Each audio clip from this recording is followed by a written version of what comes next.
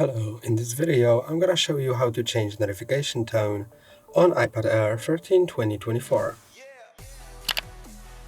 To change notification tone, go to Settings, then Sounds, and here you can find different tones for calendar alerts, reminder alerts, and default alerts, and you can change them by clicking on them, then clicking on a tone you want to set.